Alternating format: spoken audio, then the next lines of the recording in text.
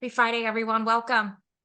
Welcome, welcome, welcome. We're so glad that you're here with us. We're just giving it a moment or two for folks to get settled into our virtual learning space where we anticipate a great hour of really rich conversation. This is Intentional Conversations VodCast and podcast. We do extract the audio and make it available in podcast as well. But I just want to greet each of you. I am Dr. Nika White. My pronouns are she, her, and I am the founder and principal consultant for NWC. And I want to shout out the NWC team for working tirelessly week after week after week for the past 4 years to bring this experience to the broader community so that we all can learn with and from each other as we deepen our knowledge and understanding of all things diversity, equity, and inclusion and belonging. Please take a moment to share in the chat where you are joining the conversation from today. We love to see different geographies that are represented. We know sometimes we even have folks that are outside of the US, and that excites us greatly. But we never take it lightly when someone decides to spend this hour with us. And so we want to just take a moment to acknowledge that we are grateful for each of you in this podcast community. I also want to encourage that if you feel inclined to be connected to this community beyond this hour of time, then please share your LinkedIn information into the chat as well. That lets us know that you're willing to receive a connection from maybe any of us that are a part of this community. And I also invite you to connect with me. So I'll have my team to share my LinkedIn information into the chat as well. We do have a lot of folks that will join us live by LinkedIn. So I want to just take a moment to acknowledge all the folks that are joining via LinkedIn Live. We do welcome you as well. Please make sure you're using the comment section where you're watching that closely and bringing some of those sentiments over into the Zoom community as well. We're so glad you're here in whatever capacity. Cameras are not required, but they're certainly encouraged. We love smiling faces. So if you're a part of the Zoom community and you want to turn those cameras on, then we invite you to do so at this time. We also believe at NWC in disability inclusion, so we have closed caption that has been enabled for those who could benefit from it. Once again, welcome to Intentional Conversations VodCast. We're so glad you're here, and we hope you enjoy the show.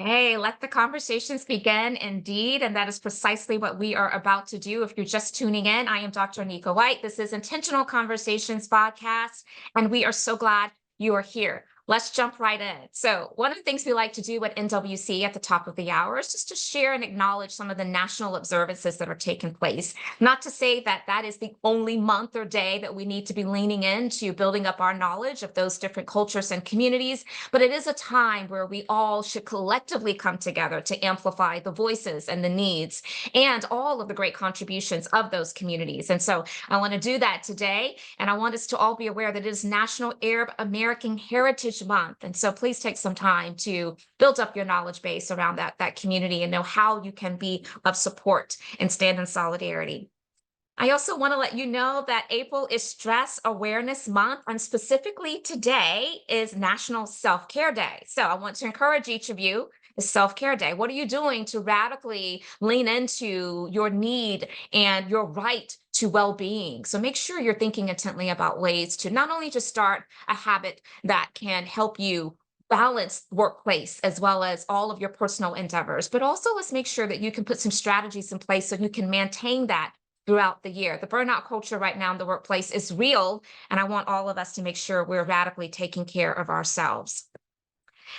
Now, one of the things that we like to do here at NWC is share with you what we have coming up. And many of you who've been a part of our community, you know that we release every single week new content by way of a video series called Inclusion Uncomplicated.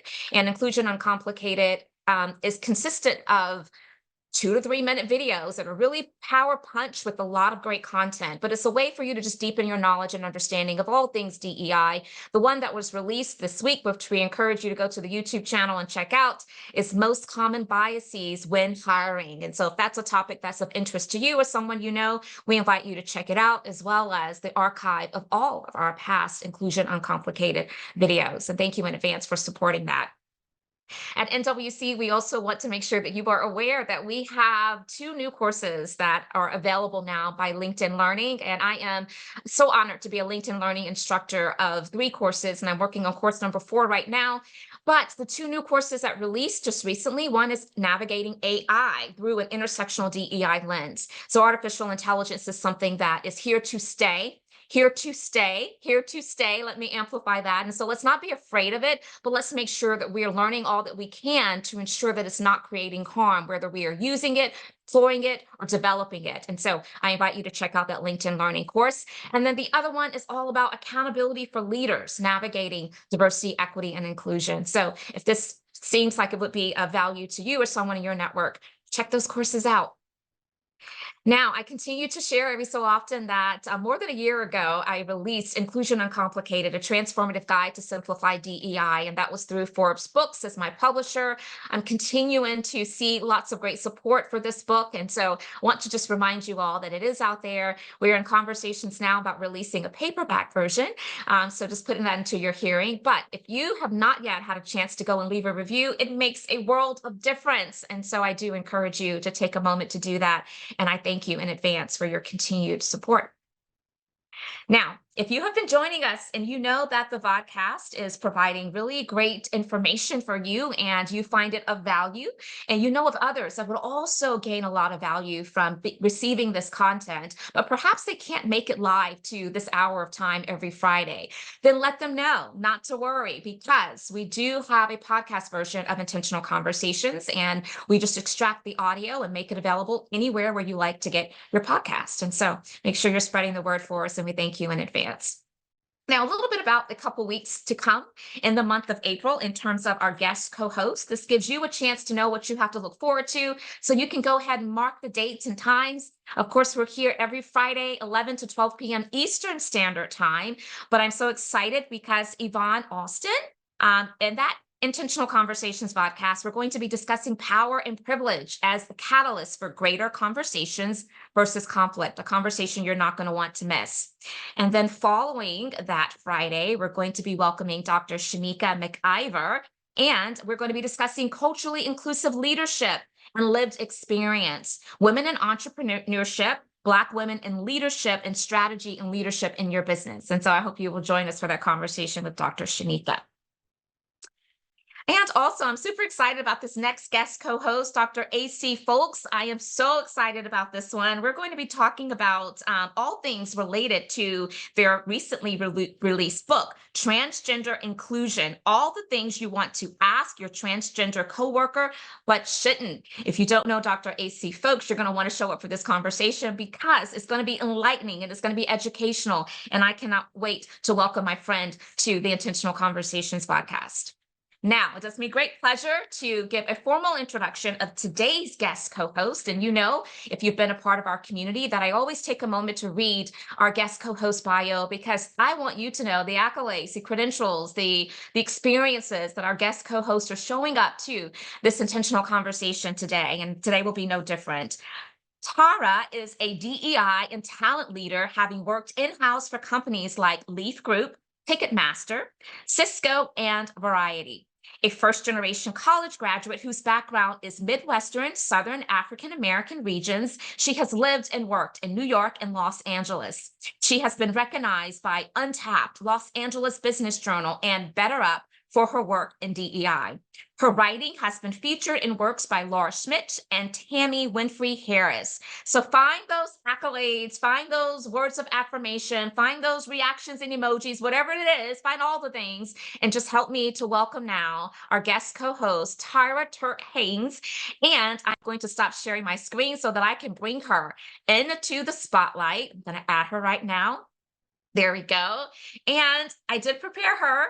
I gave her maybe only like a few seconds before we went live today, the heads up that one of our first questions that we do here, which is tradition, is to have our guest co-host to share with us something that we would not know from reading their bio, which we just heard, or from looking at their LinkedIn profile. So, Tara, I am so excited to have you here. Welcome, welcome, welcome. And it is early for you because you're on the West Coast. And so I'm even more grateful. There you go, coffee. I'm so glad you have it. But I would love for you to greet this audience in your own way, beginning with just, sharing something that we would not know. Welcome, my friend. Thank you so much for having me. I've been waiting to talk to you so long. I'm such a huge fan of your work, and I'm so honored that you have me sharing this morning with you. And hello, everybody. I see some familiar faces, and I am so grateful to be here. I would tell you, I've been thinking about this probably for the last few weeks.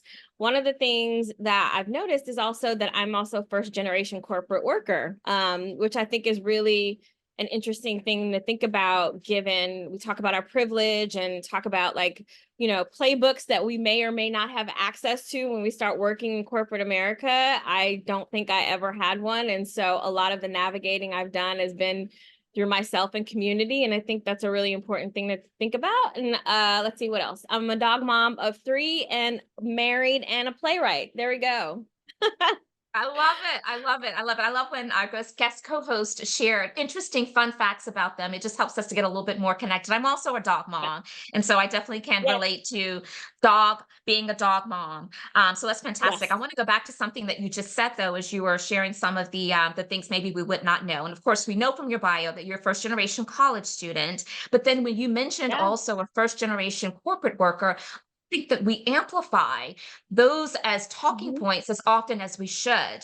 And what I Yeah. would surmise is that if you are a first generation college student, then the likelihood of probably being first generation corporate worker is definitely part Yeah. of also the storyline, right?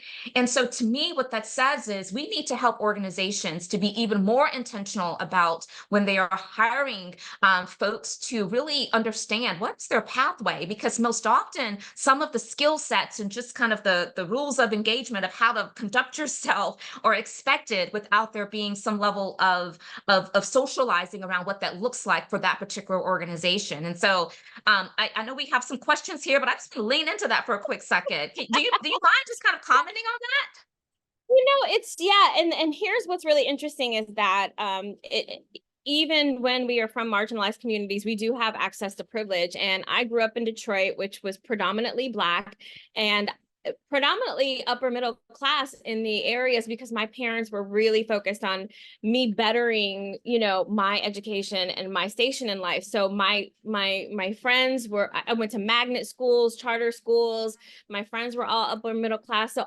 there's a sense of loving, but not always feeling like you completely belong, because we were not upper middle class at all. And so the education sort of trajectory of that, like going to charter schools, being around those people, having friends who were like, I've hung out with the sons of mayors. Like it's odd. And then you're like, okay, and I'm, not upper middle class. But then my parents always believed that education, my dad used to say, the more expensive it is, the better it is. And I was like, Dad, I don't know if that's true, but that's what he believed, because he worked at Ford for Yeah. 40 years on the line. And like, that was not something that was of access to him. And he was trying to set me up for success for what was around him. What did he see that he thought was successful?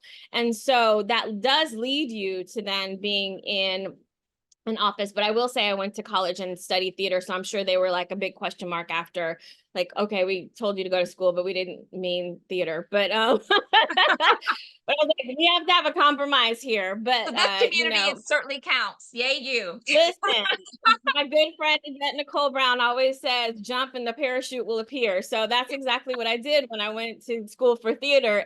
But it did give me access to then work and try to feed myself in office settings. And so therefore, I was an executive assistant for many years. That's exactly how I got into corporate America. So it's Yeah. not like I was just like, I'm going to go to PwC and become a consultant. That didn't happen for me. So I have a Yeah. different sort of into this corporate world. And so the language was really different, and something I had to learn on the job. Yeah. No, that's so good. You've said a lot, and we're going to touch on a good bit of that. Particularly, I want to make sure that we get time to address how your background in theater is showing up now in the work that you do. And so we'll go there. But before we do so, there's been a lot that has surfaced into the media between the last time that we connected as a podcast community and today. And, I'm having to pick and choose because otherwise we could spend the whole hour just like talking about all these things. But there are a couple that are top of mind for me, and I just want to get your reactions to them and see how you're Yeah. processing, and what you foresee as some of the challenges or the implications of this information. So the first one that I noticed been trending this week is that there was a woman who went to her interview, and she asked on the back end if makeup mattered after she was turned down for the job for not putting enough effort into her appearance. And it was communicated that, yeah, her situation probably would have been a little different had she worn more makeup, because to them it showed more willingness to put something into her appearance, which gave them a perspective about her ability and her how she would show up on the job. And so what's your reaction to that, Tara? Why are we politicizing our hair, our face, our everything? I just don't understand how we keep using this word professional to further diminish how people show up. If you're clean and you've done your best, I feel like that after a pandemic, that literally should just be enough that we have actually made it here and we are able to articulate, brush our teeth, our face is clean. But again, I just feel like there are these systems that keep trying to move goalposts, right? So that we continue to have to achieve yet another level. And my other question is, who noticed that she didn't have makeup on? Like, how detailed were you in her face that you decided that she didn't have like anything on? I just, I was having this discussion with a friend of mine who was talking about, Black women and adding hair extensions, and it was on social media, and her male friends jumped in. I hate, fake hair and and I'm like, how do you even know when it is? Like, how about we stick to the rivers and the lakes that we're used to and just kind of keep, you know what I'm saying? Like, can we just accept TLC can that bring it any day. you know what I mean? We're healthy. We're here. We're able to articulate things. We're able to do the job. But further distancing your ability to do the job is just absolutely unacceptable. Yeah, no, I totally agree with you. That has nothing to do with someone's competency, someone's qualifications. And so we're not focused on the main thing. And, Andrea, who's part of our community today, she shared that beauty bias is real, and it absolutely is real. And it's one of those topics that I think when we think about just the broad categories of where bias can show up, maybe we don't talk Yeah, about it enough. And so, yeah. yes, okay.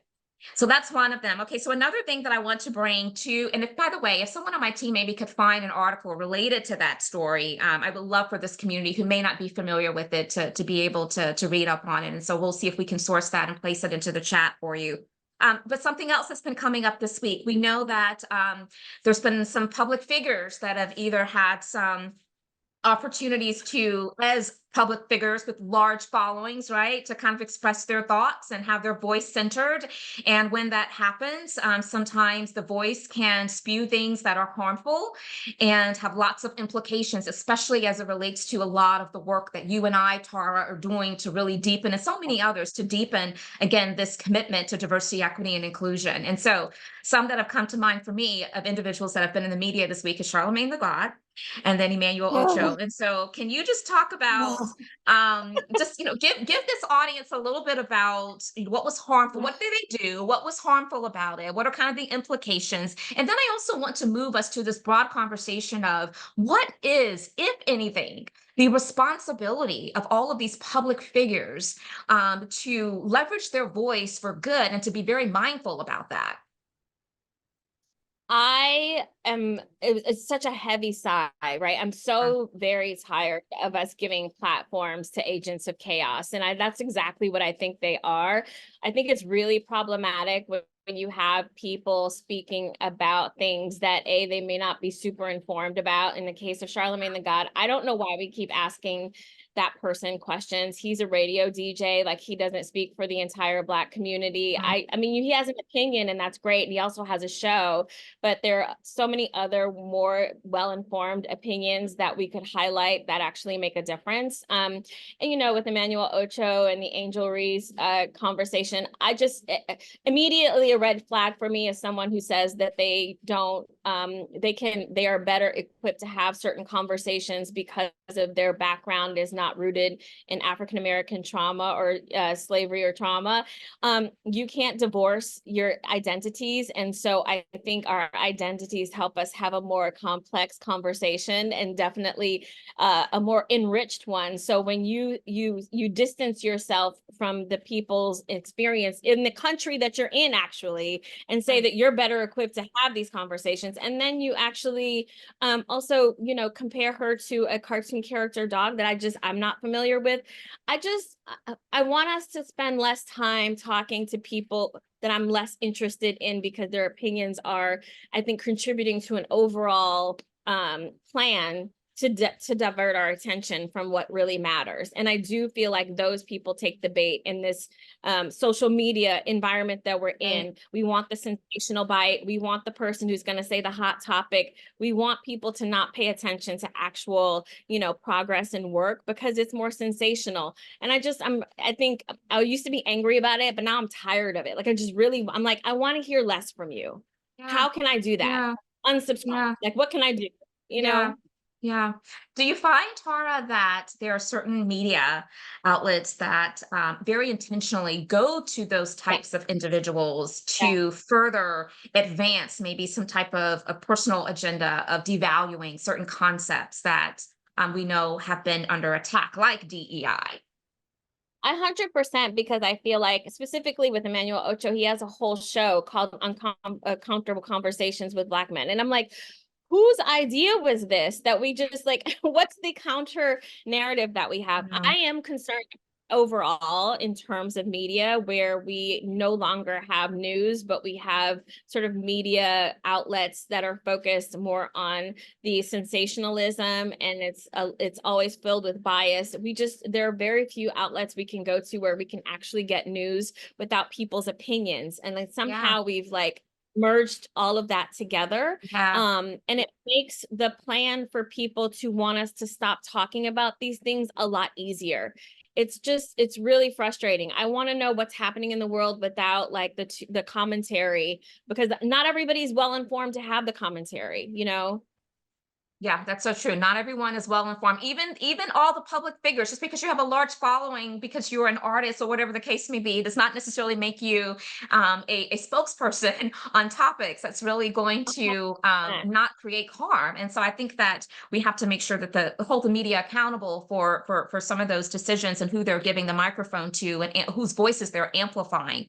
So yes, absolutely. Right. And if you aren't familiar with that, so Charlemagne the God, he did, kind of voice his opinions about DEI being useless, worthless, and we know that the body of work in general is really under attack right now. And so, to have someone with such a large following and platform to lean into such a message is harmful, it's misguided, and it's quite honestly just disappointing. But anyway, we move on, right? Okay. So another thing that we saw this week is that the U.S. Census data, new U.S. Census data has been released. And you and I were talking briefly, and while there are some exciting things that have come out of the changes that were made in terms of how in which they are gathering and collecting data, there's also some maybe missteps or things that weren't considered to the extent in which they should have been. And specifically, what I have seen is that Afro-Latinos are feeling erased right now because there's not direct connection between the race and then the ethnicity, and so there's some challenges there. And then also I know that Tara, you brought to the conversation before the top of the hour another concern, and so I want you to socialize that and tell us what the implications are there.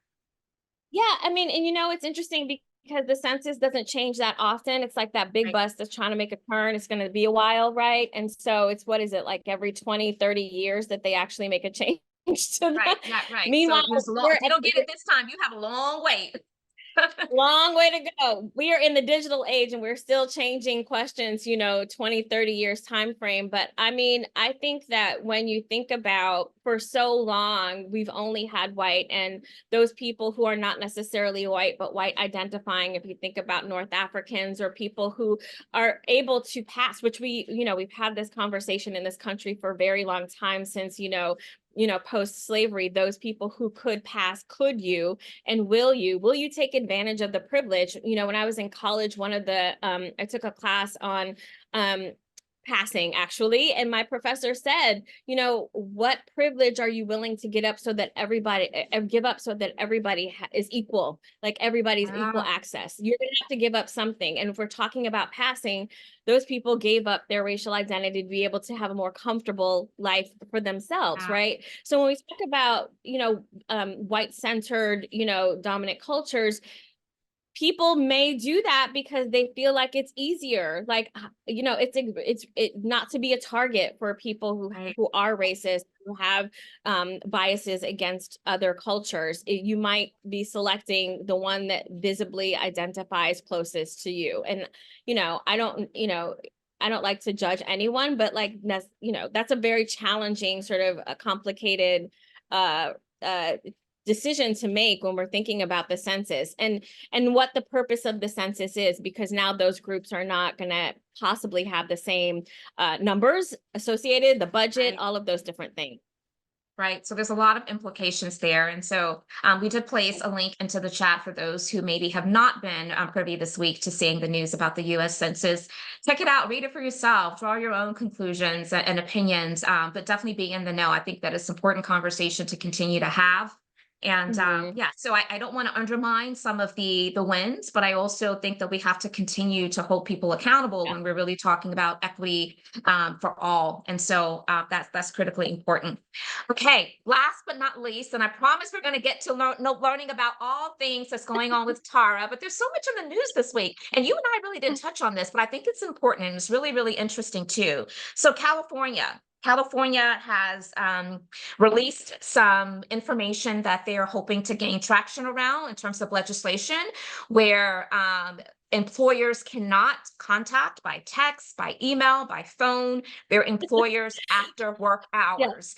And there are a lot Yeah. of people that are like, yes, work-life balance, and yes, but then there are some Yeah. people that are Yeah. like, okay, this is why I'm not going to hire folks from California anymore. This is why I'm not going to go into that state. I mean, so there's some implications on both ends. And so how do we hold the middle here? What are the tension points that you're seeing, and how do we hold the middle? Oh, we are getting a bad rap here in California. Listen, I'm two minds here, right? Like, on one hand, do I think we need legislation to monitor this? No, actually, I don't. I think we actually need to be more harder on the companies to be able to consider that work-life balance. I don't necessarily think legislation always works in that capacity, right? It's not something that I see that's so egregious. I think when we're thinking about coming out of a pandemic where we literally had no separation between our lives and our work, we all were like, okay, my commute now is from my kitchen right back to my office, or my kitchen to my kitchen table. And so we're finding how to, I think, function again post pandemic. We're trying to figure out where are the blurred lines and how can we be more specific and make sure we're taking self-care. And you said today is self-care day. So honestly, I think, and what's beautiful to me is that we're getting a lot of people who are being much more demonstrative and clear about the places that they want to work and how they want to work. That is on the employee. That's the person who's saying, like, I'm sorry, but I'm shutting it down at 5:30 because I'm a Right. caregiver, I'm a this, I'm a that, or I just need to do that, right? Do we need legislation for it? I don't actually think so, but I think it really is the power of us to be able to carve out the lives that we want to have and the work that we want to have. Yeah, well stated. And while again we didn't touch on that before the top of the hour, I was thinking to Yeah. myself as I ran across something that yeah, this has definitely been in the media this week. And what a better, no better opportunity than now to ask a resident of California who happens to be our guest co-host today. So perfect. Thank you, thank you, thank you. Okay, so we want to know about your Yeah. journey. We want to know how again this person who decided on theater ended up in DEI. So tell us your story, your history, and how you interconnect the two. Share with us, please. It Well, it's so I'm a writer by nature. Theater was playwriting, not necessarily performance, but I went to Sarah Lawrence for grad school, and the only way you could graduate was actually to be on stage. And one of and I was terrified. I was like, I have to do what now?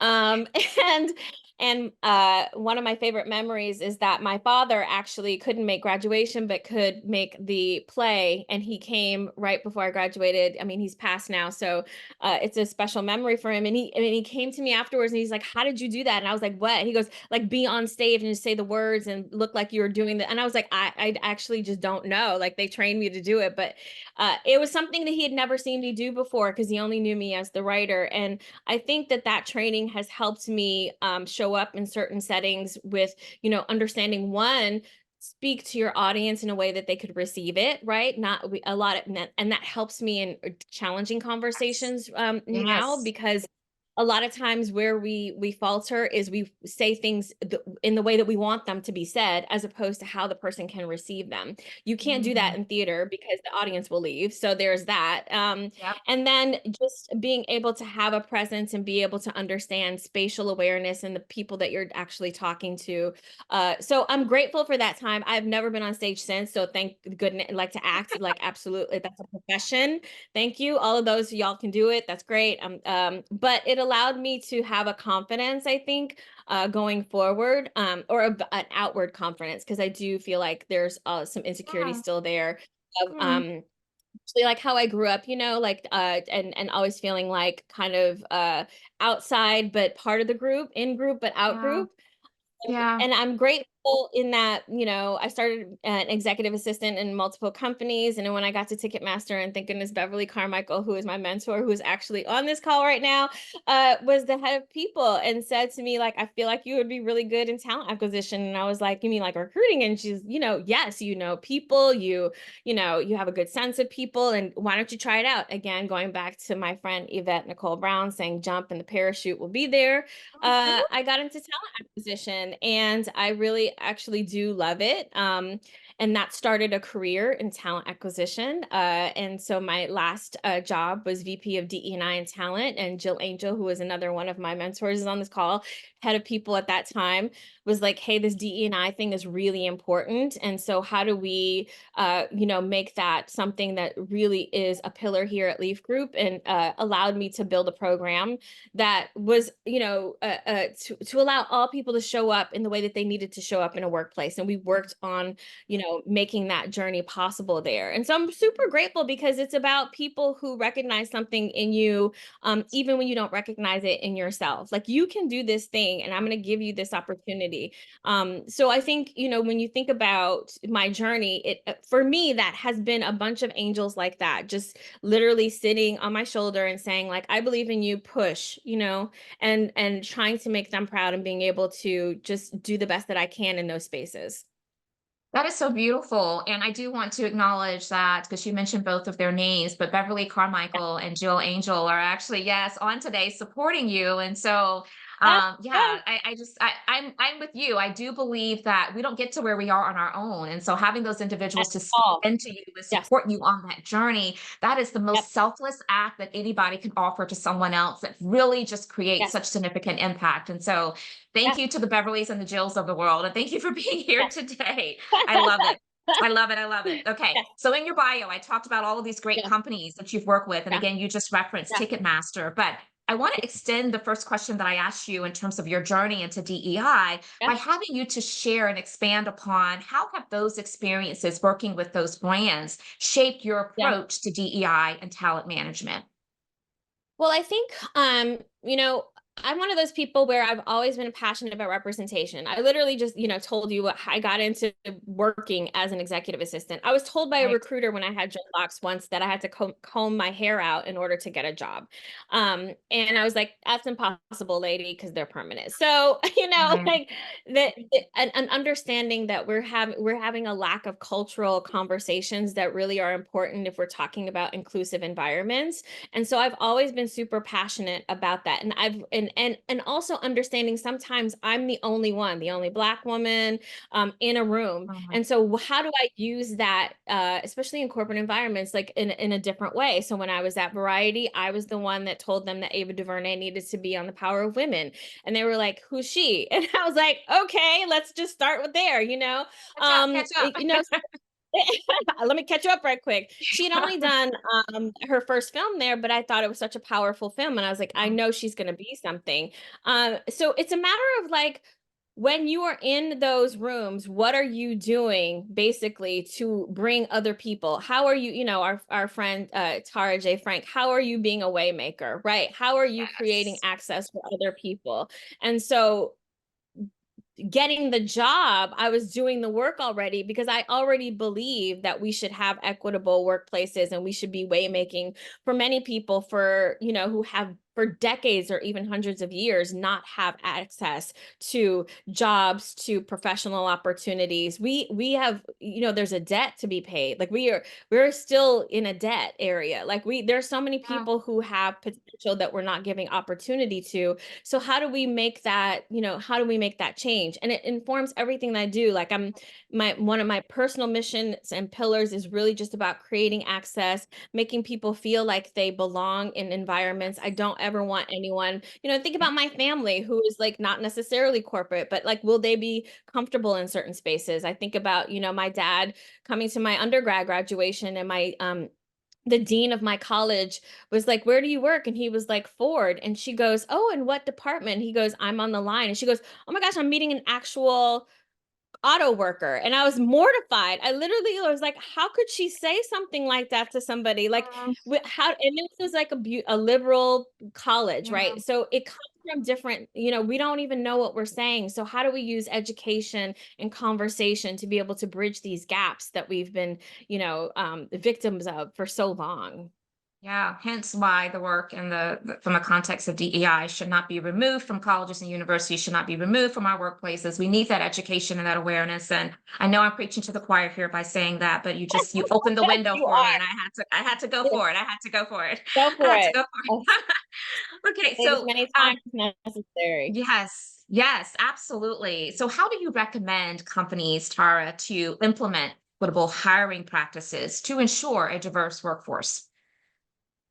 I think people get overwhelmed when they think about the work that needs to be done. And in my, I own a consulting company called Equity Activations, and what I hear most is people are overwhelmed by where to start. Yeah. My job at Leaf Group, which I think was really purposeful, was talent acquisition and DEI, because we believe that that journey starts from the moment you hit apply, right? That's when Absolutely. you start.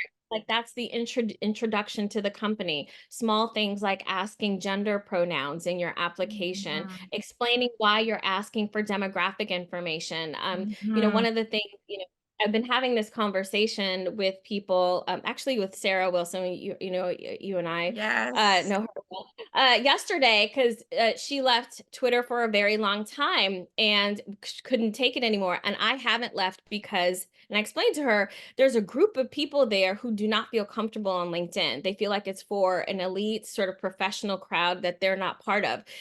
So all of the Mm. misinformation that they hear is happening on other social media platforms. And so there was one tweet that went really viral where, a person spread misinformation about, don't ever, or when you answer the demographic question, say that you're a white male so that they can hire you, or your chances are better to hire. And I was like, first of all, it's illegal for us to know what you look like. So Right. we don't see that, the recruiter's side point. That part. But secondly, how do you think recruiters get budget to be able to go into these communities?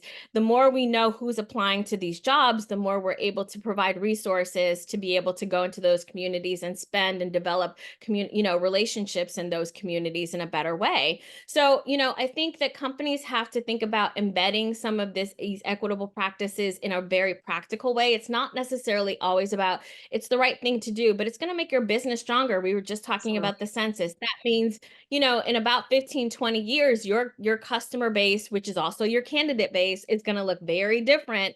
And Yeah. is your company strong enough, right, to be able to say, we completely have had a relationship with you. You know, our look at our company, it's diverse enough. We're representing, you know, the people of the world here. Or are you just going to be homogenous and kind of be an outlier? Like, it's just good business practice. So these Mm, small things, you know, asking the right questions, being transparent, telling people why you're doing certain things or why you're asking certain things, communicating often. I do talk about this a lot when we're talking about talent acquisition and DEI. Just small, you know, everybody knows, you know, if you're in recruiting, you know what an ATS is. You can schedule templates, you can schedule checkpoints. There's not, it's the yeah. least you can do to just say, like, I'm sorry we haven't gotten back to you. This role had a lot of, you know, attraction, but we will be getting back to you shortly. You can send a mass email that says that, and it feels very personal. So people still feel connected to the business. So there's a lot, because marginalized people don't normally do that. They feel like they get ghosted all the time, you know, in addition to other groups, but more so them in this case. Yeah. So just there's small things we can do that I think really kind of make a difference. Yeah, I'm really big on making the work of DEI practical. And I love that so many of Yeah, those strategies that you just mentioned are yeah, very simple tactics, right? That does not take a whole yeah, lot of time and effort and energy. And so don't just post and ghost. Yes, let's find those ways to make sure that we are maintaining a certain, credible lens as an employer, because you never know who those individuals are connected to and who and what they're saying and spreading about their experience to others. And so, yes, very, very sage advice. And thank you so much. yeah, So I'm going to go to the next question, but before I do, I want to make sure this audience is aware that you have an opportunity to present your questions or comments for our guest co-host today. And if you're part of our Zoom community, you can do so by using the raise hand feature that lets me know that you're willing to be invited to be added to the spotlight. And I will ask you to unmute yourself and share. But if you're just here kind of in an auditory capacity, and maybe you don't want to be on camera and added to the spotlight, but you have some curiosities that are percolating, yeah, place those questions or comments into the chat, and we'll try to get to those as much as we can. And the same for our LinkedIn Live audience. Go to the comment section, add your questions there. We're watching that closely to make sure that we also are including you as well. So while you're percolating, I'm going to go to the next question. And Tara, I want to talk about middle managers. And the reason yeah, why is because when we are addressing this topic of diversity, equity, and inclusion, there's a lot of conversation that surfaces around starting with the head because they set the yeah, tone, letting that kind of trickle down. And I do believe that yeah, that is critically important. But I yeah, also believe, and I think that you're of the same persuasion, that our middle managers are closer to the critical mass of people in the organizations, and based upon those relationships, they probably have maybe greater influence and ability to help shift the change that needs to occur. And so, because those middle managers play a very pivotal role in organization success, how can they be effectively engaged and empowered to champion DEI initiatives? You know, I have such a soft spot for middle managers. I feel like we talk about them a lot, but we don't talk to them directly. So Mm, I feel like you know, they're a topic of conversation, but we're like, keep silent and stay in the corner. I mhm. did a training session a few months ago, and I asked it's been 180 people, how many of you got training when you became a manager for the first time? And 78% of them said none at Yeah, all. I believe it. So what we're saying to people is, I see the potential in you. Here's a new org that are 5 people. You may not have figured yourself out yet, but figure these 5 people out, and all the best, right? Like, no training, no, like, how do you have difficult conversations? Right. You know, how do you actually, and so they're winging it, right? Like, they're doing the Yeah. best that they can, almost like children just raising themselves in a work and place environment. And so even when we're talking about DEI, like, of course they're going to be terrified. They're like, they don't even know if they're saying the right things when it comes to telling you how your performance review is working. So, like, why would we also expect them to be able to also embed DEI into, you know, their meeting Right. structure? Like, are they noticing the one person who does the most admin work? Are they judging somebody who has to go pray 5 times a day and they can't make this specific Right. meeting? Like, how are we helping them support this org? And one thing that I think is also that we should pay attention to is these middle managers then get promoted up.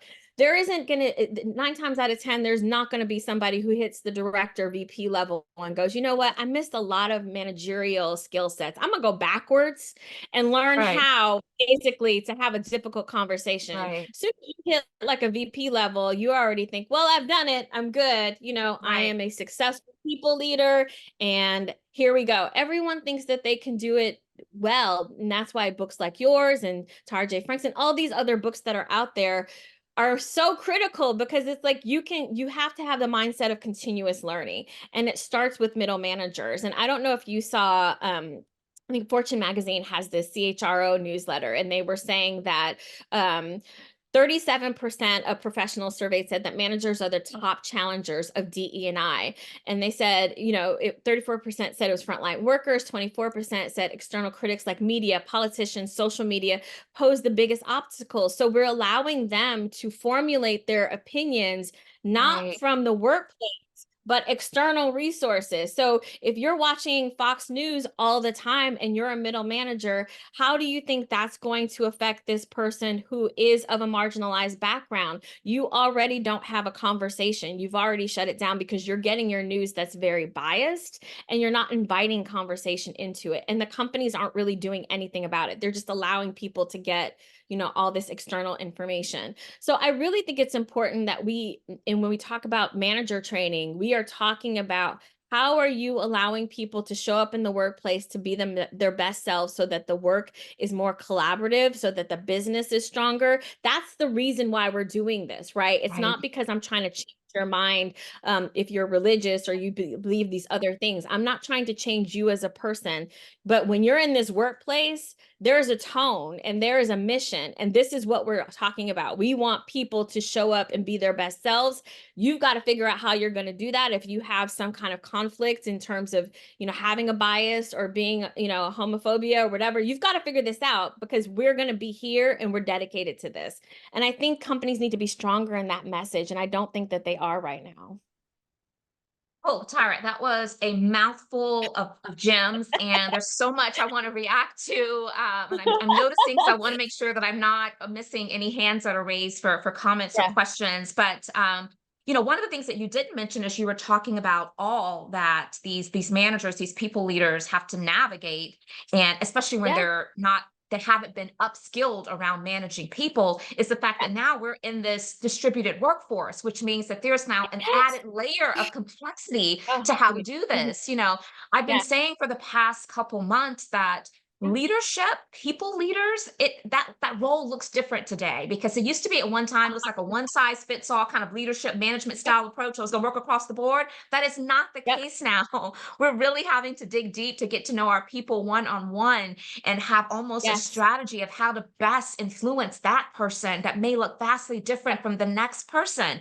And that looks like work. I keep saying it's dressed in overalls and it looks like work. And so be careful about when you are raising your hand, chomping at the bit for that promotion, right?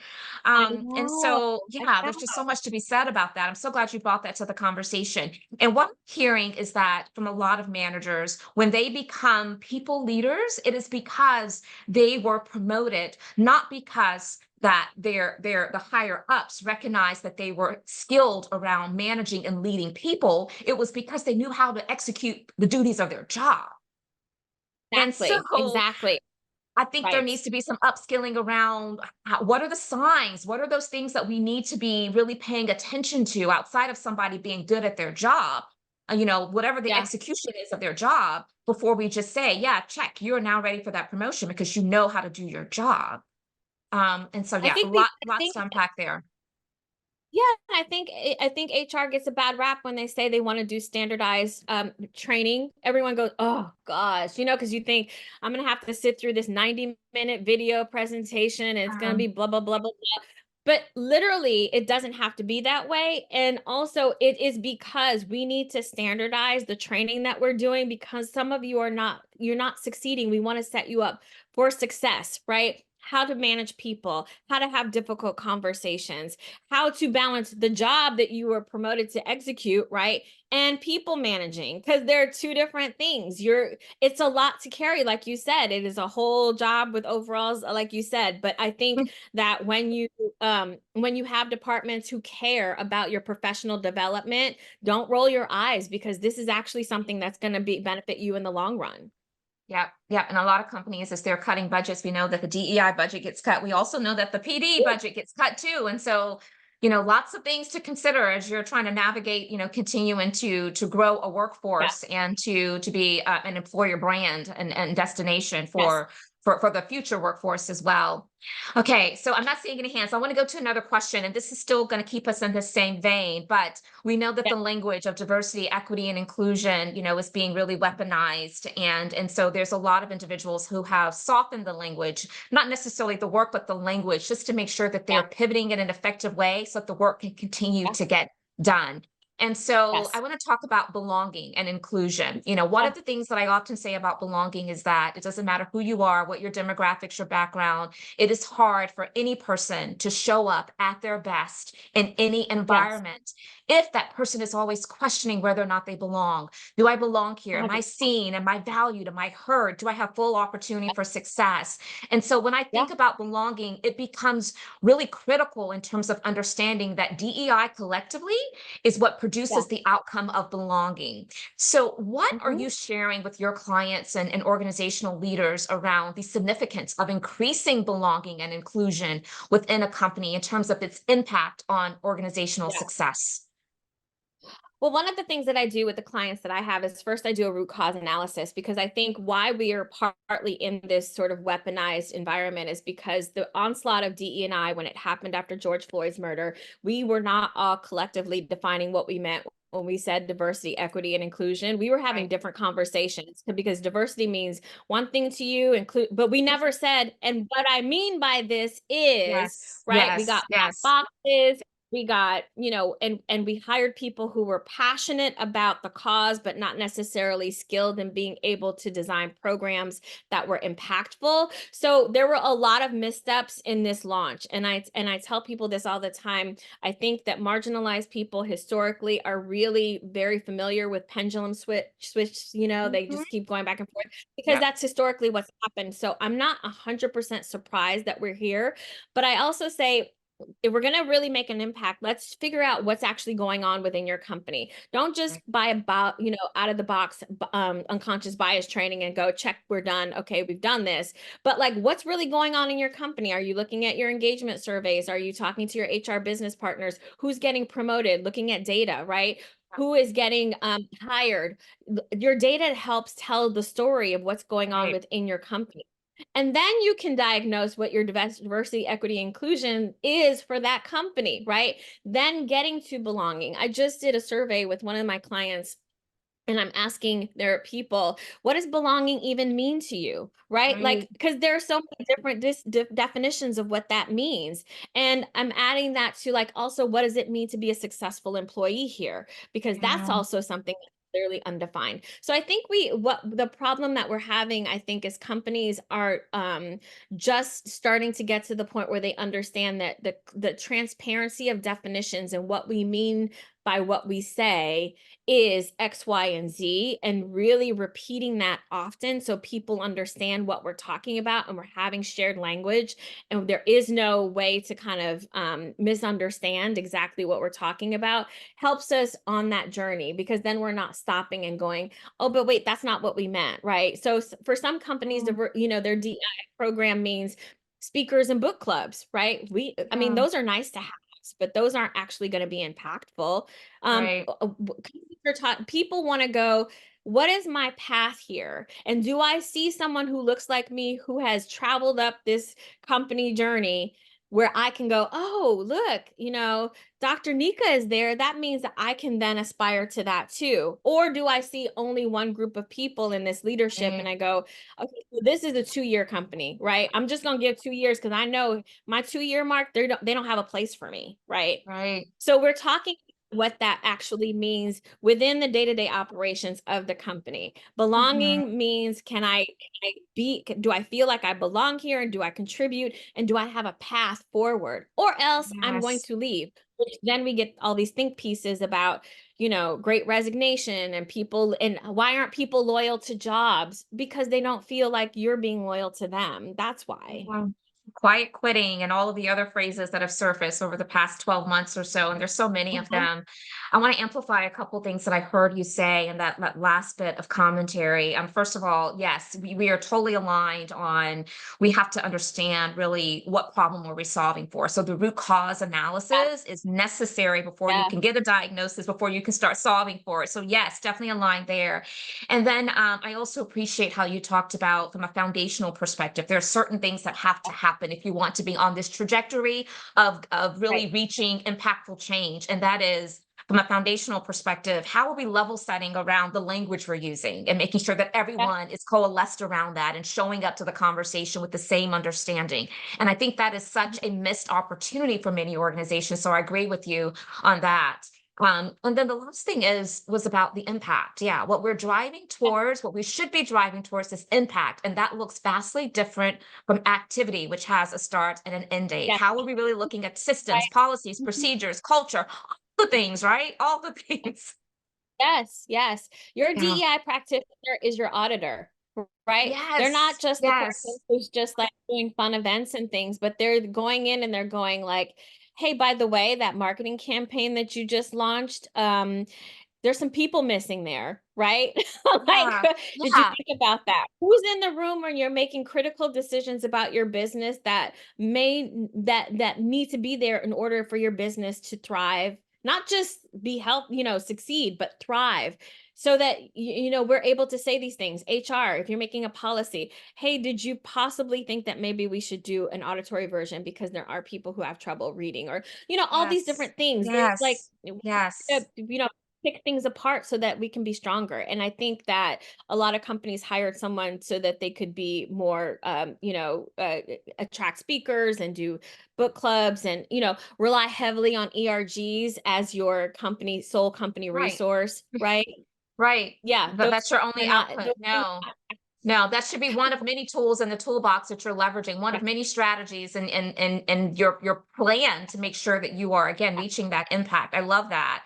And I want to yeah, challenge something though with the reframe. I think that people should not only yeah, look at their DEI consultant partners or practitioners as auditors, yeah, but look at them as yeah, partners for success. Because sometimes when we 100%. hear of like someone being an auditor or doing an assessment, we automatically or guard it because it's like they're trying to uncover all that's wrong to Yeah, tell us where we're bad, right? true. And that's not It's true. the case.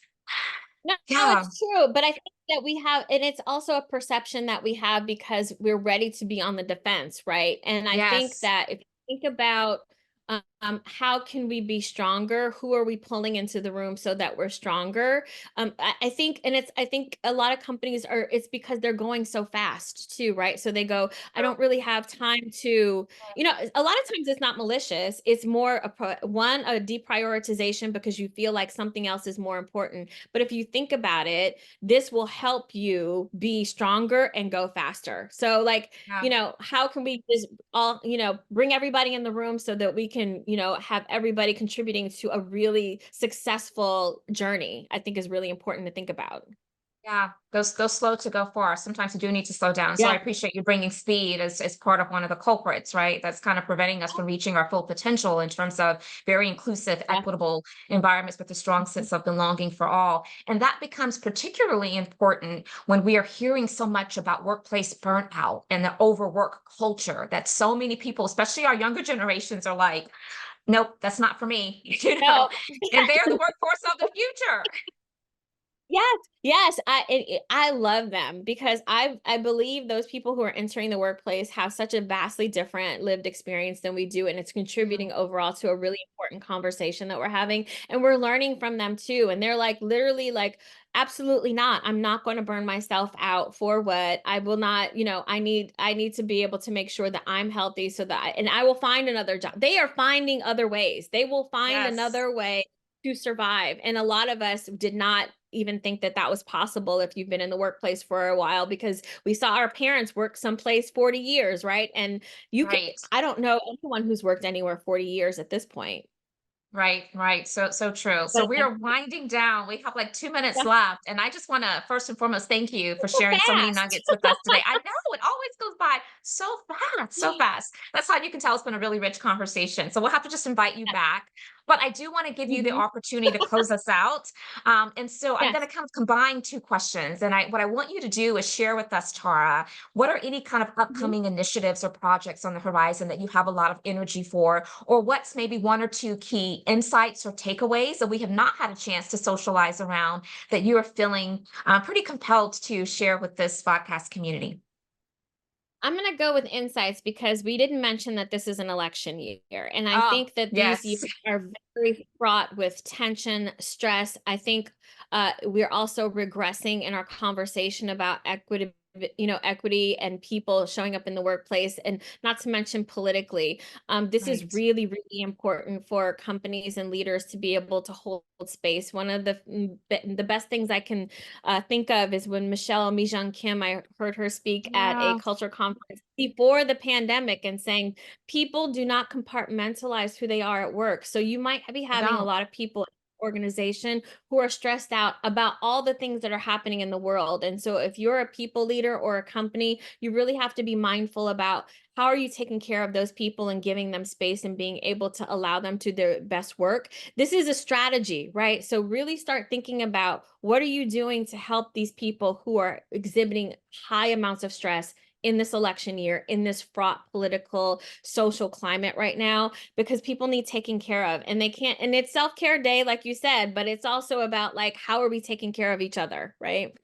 How are we taking care of each other? What a beautiful way to end this Intentional Conversations podcast. I'm so grateful to you for your time, for saying yes to our invitation. I'm a big fan. Any Look forward to continuing to remain in touch. And thank you to all of you who have given us the gift of your hour of attention. We do appreciate it. So make sure you're sharing the show out with others if you found it valuable. We hope to see you back next week for another episode of Intentional Conversations. Thanks so much. Have a great oh, weekend. Bye bye. thank you, Dr. Nika. You're welcome. Take care.